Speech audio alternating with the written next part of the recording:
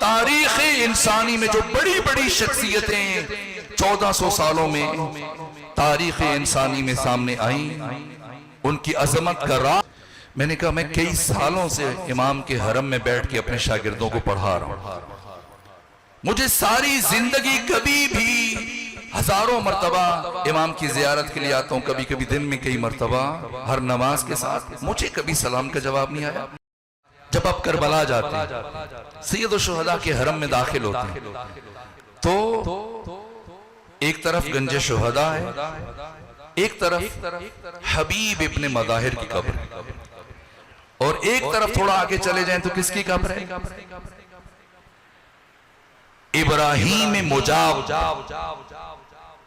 یہ ابراہیم مجاب کون ہے؟ ابراہیم مجاب یہ امام موسیٰ کاظم علیہ السلام کے پوتے تھے، ایک جوان۔ ان کی زری ہے امام حسین کی گنبد کے نیچے۔ کون سی چیز مطلوب ہے؟ اصحاب حسین اور اصحاب مہدی کی پہلی مشترک خصوصیت کی طرف اشارہ کر دوں۔ شیخ مشکور روایت کرتے ہیں کہ میں نے خواب میں دیکھا کہ میں درس پڑھا رہا ہوں حرم حسین میں اپنے شاگردوں کو، اور ایسے میں ایک جوان حرم حسین میں داخل ہوتا ہے اور زری کے قریب کھڑے ہو کے کہتے ہیں السلام علیکم یا ابا عبداللہ، اور زری سے اس جوان کے سلام کا جواب آتا ہے وعلیکم السلام، اور میری آنکھ کھلی۔ کہ پھر دن چڑھا اور میں کتاب اٹھا کر حرم چلا گیا اپنے شاگردوں کو پڑھانے کے لیے۔ 12 شاگرد تھے میرے جنہیں میں فقہ پڑھاتا تھا، احکام سکھاتا تھا۔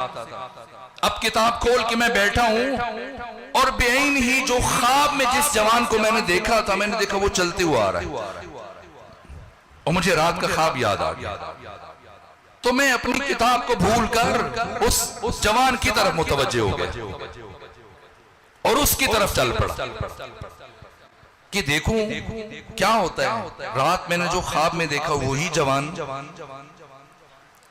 پیچھے چلتے گئے تو دیکھا کہ زری حسین کے قریب کھڑے ہو کے اس نے زیارت پڑھی، اور جیسے کہا السلام علیکم یا ابا عبداللہ الحسین، زری سے اس کے سلام کا جواب آیا۔ شیخ مشکور اس کے پیچھے چل پڑے، کہتے ہیں کہ جب وہ زیارت کر کے چلا تو میں اس کے پیچھے چل پڑا۔ میں نے کہا میں کئی سالوں سے امام کے حرم میں بیٹھ کے اپنے شاگردوں کو پڑھا رہا ہوں، مجھے ساری زندگی کبھی بھی ہزاروں مرتبہ امام کی زیارت کے لیے آتا ہوں، کبھی کبھی دن میں کئی مرتبہ ہر نماز کے ساتھ، مجھے کبھی سلام کا جواب نہیں آیا۔ میں دیکھتا ہوں یہاں پر بڑے بڑے فقہاء، علماء، مجتہدین کھڑے ہوتے ہیں، آ کے تفصیل سے زیارت پڑھتے ہیں، کبھی ان کے سلام کا جواب نہیں آیا۔ تو کون سا عمل کرتا ہے کہ تمہیں سلام کا جواب آیا؟ تو ابراہیم مجاب جن کی زری امام کی گنبد کے نیچے بنی ہوئی ہے، آپ زیارت کے لیے جائیں تو دیکھیے گا، اور جنہوں نے دیکھی ہے وہ کہاں کہ کربلا سے اطراف میں ایک دیہات ہے، میں وہاں کا رہنے والا ہوں، اور کئی سالوں سے ہمارا یہ اصول تھا کہ ہم شب جمعہ آقا حسین کی زیارت کے لیے آتے تھے، اور ہماری یہ ترتیب تھی کہ میں ایک شب جمعہ کو اپنے باپ کو لے کے آتا تھا، دوسرے شب جمعہ کو اپنی ماں کو لے کے آتا تھا۔ اور کچھ عرصہ پہلے جب میں نے خچر پر باپ کو سوار کیا اور میں حرم کی طرف چل پڑا، چلنے لگا تو ماں کی آواز ہے کہ بیٹا آپ جا رہے ہیں، لیکن میں بوڑھی ہوں، بیمار ہوں، بہت کمزور ہو چکی ہوں، مجھے لگ رہا ہے کہ میں زیادہ دن زندہ نہیں رہ پاؤں گا، ممکن ہے اگلے شب جمعہ تک جب میری باری آئے میں زندہ نہ رہوں، اگر ممکن ہو تو مجھے بھی اپنے ہمراہ لے چلا۔ تو ابراہیم مجاب نے کہا کہ میں نے سوچا کہ خچر یہ اتنا نحیف اور کمزور ہے کہ یہ 2 افراد کا بار نہیں اٹھا سکتا، لیکن مجھے ہمت نہیں ہوئی کہ میں اپنی ماں کی خواہش کا انکار کروں۔ میں نے اپنے باپ کو بدستور خچر پہ بٹھائے رکھا اور ماں کو اپنے کندھوں پہ بٹھایا، اور اس طرح سے میں نے یہ طویل سفر 2-3 گھنٹوں کا اس طرح سے طے کیا پیدل چلتا ہوا. جب کربلا پہنچا تو میں تھک کے چور تھا اور پسینے سے شرابور تھا. میں نے باپ کو اتارا, ماں کو اتارا. اس کے بعد پھر میں بس کوئی شکوہ نہیں کیا ان سے کہ میں تھک گیا ہوں, نہ اپنی تھکاوٹ کا اظہار کیا.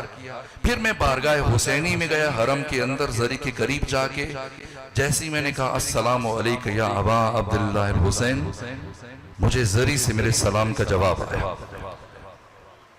اور اس وقت سے لے کے آج تک جب بھی آتا ہوں سلام کرتا ہوں آقا کی طرف سے مجھے میرے سلام کا جواب آتا. پہلی اصل میرے عزیزو, دین کو جو تقسیم کیا یہ رابطوں کا جہان, اللہ کے ساتھ, انسانوں کے ساتھ, اپنے ساتھ, عالم طبیعت کے ساتھ, اور انسانوں میں سے رابطہ اگر ممکن بنا اور میں نے محسوس کیا کہ کچھ وقت نکل پائے گا تو میں والدین سے متعلق تفصیلی گفتگو کروں گا. وقت ختم ہو گیا. یہ بہت اہم موضوع ہے, یہ آج کا موضوع ہے جس سے بار بار بیان ہونا چاہیے, اور میں کوشش کرتا ہوں کہ اس موضوع کو بیان کیا کروں. میرے عزیزوں, اگر چاہتے ہیں کہ حسین راضی ہو جائے تب بھی, اب میں جوانوں سے بات کروں, اپنے والدین کا خیال رکھیں. اگر چاہتے ہیں کہ امام زمانہ راضی ہو جائیں تب بھی, آیت اللہ مرشی نجفی فرماتے ہیں مجھے 40 بت تک میں مسجد سہلہ جاتا رہا ہوں, مجھے امام زمانہ کی زیارت کا شرف حاصل ہوا. یہ بات میں نے جوانوں کو بتائی, کسی سے بات کی تو ایک جوان نے کہا میں بھی جاتا رہا مجھے نہیں ہوا شرف.